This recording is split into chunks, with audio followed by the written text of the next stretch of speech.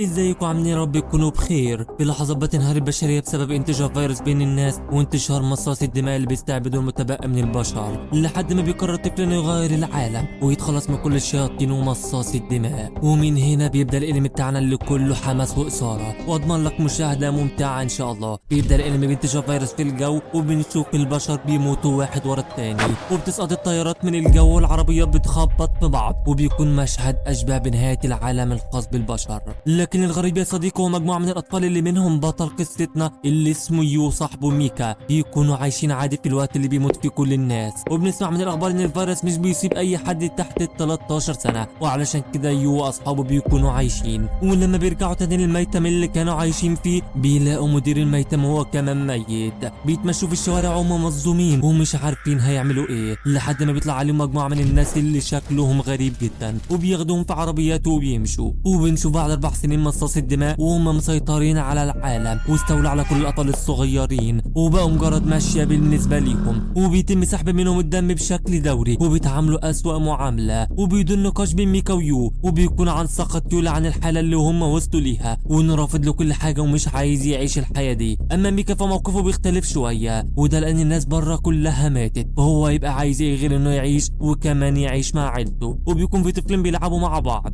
وبيجي 2 مصاص الدماء وبيدوسوا عليهم بكل برود. لكن يوم ما بيقدرش يسكت عن اللي حصل، وبيروح علشان يضرب مصاص الدماء. لكن طبعا مصاص الدماء بيبقى اقوى منه بكتير وبيكون هيقتله، وبيحاول ميكا انه ينقذ الموقف، وبيعتذر لمصاص الدماء عن اللي عمله يو، لحد ما بيتدخل السيد فريد وهو الراس الكبيره باختصار، وبيسلم على ميكا وبيقول له هتجيلي النهارده بالليل زي كل يوم ولا ايه النظام. لكن ميكا بيقول له اكيد طبعا هجيلك. وفي الوقت ده الفضول بياخدني قوي نعرف بيروح له بالليل ليه، بس خلينا ماشيين واحده واحده هتعرف بعدين. بعد كده ميكا بيزعل يو لان مصاص الدماء اقوى من البشر جدا، وان اللي بيعمله ده مش هيعمل حاجه غير انه هيأذي نفسه بس. لكن يو بيساله انت تعرف فرد منين، وهنا بنعرف ان ميكا بيروح له وبيسلم له دمه اللذيذ في مقابل الاكل او اي حاجه بيطلبها، وده اللي بيعصب يو جدا، فبيضربه ضربه خفيفه وبيمشي. بعد كده بتروح اكاني تقول ليو ان العيله مستنيه علشان ياكلوا، وهو بيقول انا ما عنديش عيله، وبيحاول ينكر مشاعره دايما. ولما بيرجع البيت علشان ياكلوا بيقرب منه كل الاطفال وبيسلموا عليه وبيكونوا بيحبوا يو جدا، وبيتفاجئ انهم عاملين وليمه النهارده. وده غريب لان من بعد اللي حصل في العالم وهم بياكلوا اكل وحش وقليل. لكن اكامي بتقول ان ميكا هو اللي جاب الاكل ده النهارده وقال له اعمله. ولما بيتحضر الاكل عشان ياكله بيكون يو عارف ان الاكل ده مقابل دم ميكا، وعلشان كده ما بيقدرش ياكل. وبيبدا يفتكر حياته وهو صغير اول ما خدوه على ميتم هايوكا، وبيتعرف على ميكا واكامي والاطفال، وبيكون غضبان جدا لانه منتحر بسببه وابوه حاول يموته. لكن ميكا بيقف معاه وبيحتوي بيقول انهم عيله ومش هيسيبوه ابدا. الاطفال بيتبسطوا بالاكل وبيناموا، ويو ما بياكلش وبيقعد يفكر في ميكا، لحد ما بيوصل ميكا وبيكون مجهد طبعا. ولما بيحاول يتكلم مع يو بيكلمه بطريقه جافه لانه مستسلم للامر الواقع. فميكا بيقول له تعالى ننزل ناكل، انت اكيد ما اكلتش. ولما بينزلوا بيطلع له ميكا مسدس وخريطه، وبيكون ميكا سرقه من قصر السيد فريد.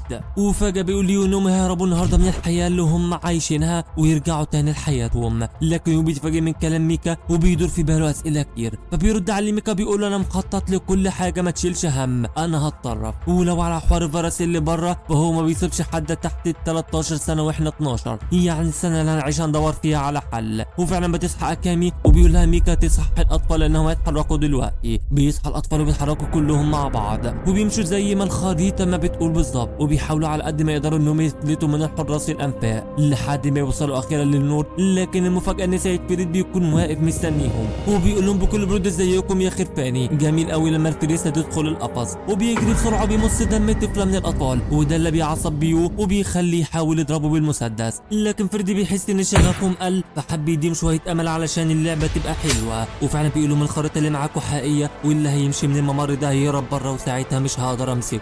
فيو بيقول للاطفال يهربوا بسرعه، لكن فريدي بيجري عليهم وبيخلص عليهم واحد ورا التاني حتى اكاني صاحبته. وهنا ميكا بيقرر يتصرف، فبيقول ليو ما تنساش العائله، وبياخد منهم مسدس وبيجري على فرد. لكن قبل ما يعمل اي حاجه فرد بيطعنه في صدره وبيقطع ايده اللي فيها المسدس، فبياخد يو المسدس وبيجري على فرد وبيديله طلقه في دماغه وبيخلص عليه. بيحاول يو بعد كده ينقذ صاحبه او يهربه معاه باي طريقه، لكن ما بيعرف. وبيزعق معاه ميكا بيقول له يهرب في اسرع وقت وما يضيعش تضحيتهم على الفاضي. وفعلا بيجري يو وهو بيعيط لحد ما بيخرج بره المستعمره وما بيكونش عارف يروح فين. وبيقابله مجموعه من الناس لابسين عبايه غريبه غريبة، وبيقول له واحد اسمه غورين انه يساعده علشان يتغلب على مصاص الدماء. فبيحضن يو وبيقول له عايز ابدا من دلوقتي ارجوك. بعد 4 سنين يو كل ما بيغمض عينه بيجي بخياله مشهد واحد بس، وهو مشهد عيلته وهو قاعد معاهم بما فيهم ميكا واكاني، ومبسوطين جدا لحد ما بيدخل عليهم فريد مصاص الدماء وبيخلص عليهم واحد واحد بما فيهم ميكا اللي بيمص دمه بشكل بشع جدا. وبنشوف يو اللي بقى جندي في جيش الشيطان الامبراطوري الياباني، وبيعترض طريق الضباط اللي بيقتلوا وحش ضخم وبيخالف الاوامر وبيقضي على الوحش بنفسه. بعد كده بيتم معاقبته لانه خالف الاوامر، وبيدخل المدرسه كعقاب ليه، وما بيكونش فاهم ازاي جندي بمهارته يدخل مدرسه عاديه وازاي ده هيساعده في انه يقضي على مصاص الدماء. وعلشان كده بيكون مشاغب جدا في المدرسه، والمدرس اللي عليه بيزعق معاه لحد ما بتندى عليه بنت قاعده وراه وبتقول انها من قوات الجيش وانها مسؤوله عن مراقبته وارسال تقارير بخصوصه، ولو بعد التقرير للشرطه انه مشاغب هتزيد مده العقاب بتاعته. فبيقعد يو ساكت غصب عنه وبيتعامل باسلوب محترم مع المدرس. واللي بيحصل بقى انها بتقول له كمان انه مش هيرجع الجيش تاني الا لو قدر يعمل علاقات مع الناس، وعلى الاقل يبقى عنده صاحب واحد.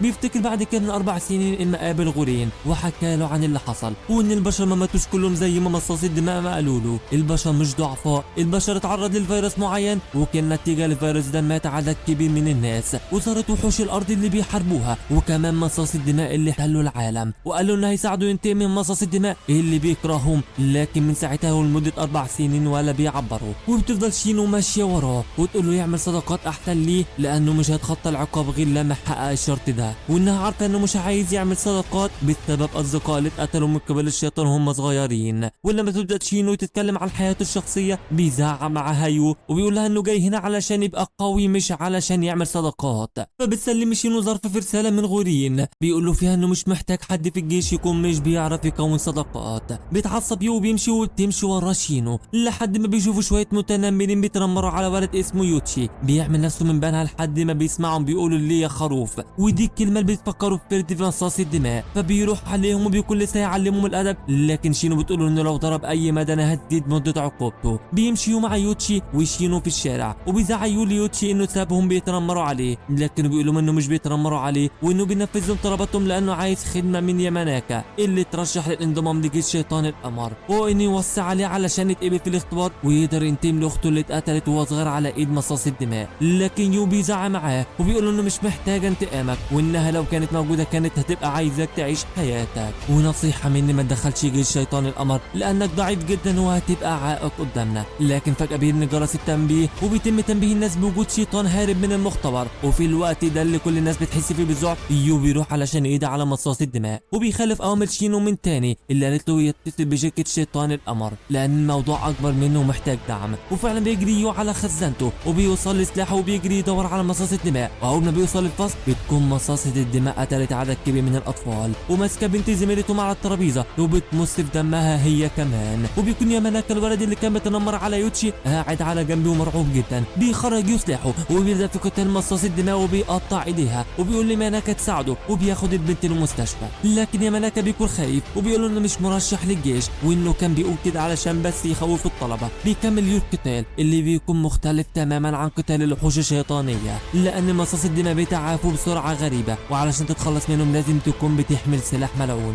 وبعد اصابات كتير لمصاص الدماء بتكون عايزه تجدد قوتها، فبتروح على البنت علشان تمص دمها وتتعافى وتبقى اقوى. لكن هنا بيتدخل يوتشي وبيجري عليها يبعد عن البنت، ومصاصه الدماء بتكون هتقتل يوتشي لكن يو بيتدخل ويتفادى صاحبه، فبتاخده مصاصه الدماء من رقبته وبتنط بيه من الشباك. وعلى الرغم ان يو بيقدر يطعنها بالسيف في صدرها لكنها ما بتموتش وبتكون خلاص هتخلص عليه. وهنا بيوصل غورين من شركه شيطان القمر وبيطعنها بسلاحه الملعون وبتختفي مصاصه الدماء في ثواني. بينبهر يو بقوه غورين وبيقول له انه عايز سلاح زي ده، لكن غورين بيعرفوا ان لسه مش مؤهل للانضمام لفريق اباده مصاص الدماء، وان على الرغم انه اعترف بمهاره يو الا انه مش هينضم الا لما يحصل على صديق.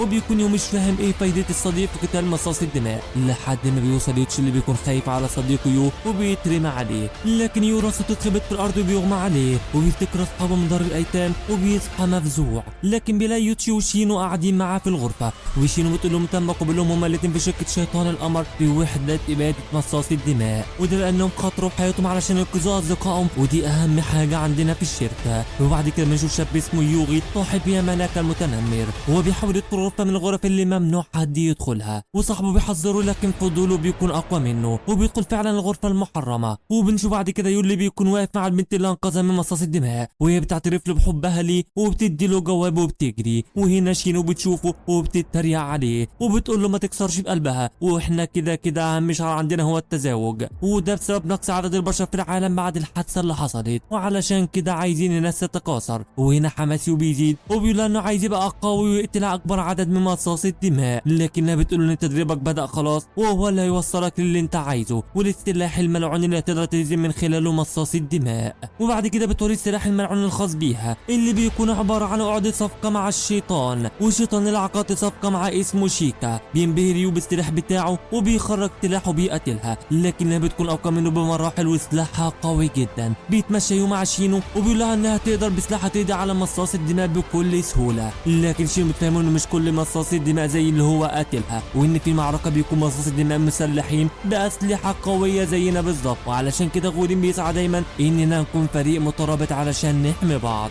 وفجأة بيدخل عليهم يوتشي بيجري من ياماناكا المتنمر اللي عايز يبقى تابع ليه، وبيقول لي ان صاحبه يوجي دخل غرفة ممنوع حد يدخلها وانه مش عارف يعمل ايه علشان ينقذه، لكن شينو بتقول ان الغرفة دي محرمة وان عقوبته ممكن توصل للاعدام، واكيد انتوا كنتوا بتلعبوا لعبة الجرأة علشان كده هو دخل. بيروح يو مع شينو ويوتشي علشان يحلوا الموضوع ده، وبتحكي لهم شينو عن الغرفة المحرمة وهي عبارة عن عجيبة من عجائب المدرسة، زي مثلا البيانو اللي بيعزف لوحده وتمثال التشريح اللي بيتحرك، واخرهم هي الغرفة المحرمة. الغرفة دي بتحتوي على شيطان محدش عمل له معاه عقد لحد دلوقتي، وهي مجموعة تحت المدرسة وبيسموها المعبد، ومخصصة تدريبات وحدة ابادي مصاص الدماء. لكن الخطير في الغرفة دي ان لو ان الشخص مش متدرب كويس فالشيطان اللي فيها يستولى على قلبه، وده لو حصل والشيطان قدر يستولى على قلبك زي ما حصل مع يوغي كده فانت بتتحول لكائن اخطر من الشيطان. هو بشري اكل البشر، وبيدخل الغرفة وبيشوف يوغي واقف في نص الغرفة وماسك الفاس، ويو اول ما بيعرف ان محدش عمل عقد مع الفاس ده بيقرر انه هيعمل عقد معاه علشان يقدر يهزم اكبر عدد من مصاصي الدماء. وشينو ما بتقدرش توقفه فبتؤمر يوتشي انه يبلغ وحدة ابادة مصاصي الدماء بسرعة ويجيب دعم.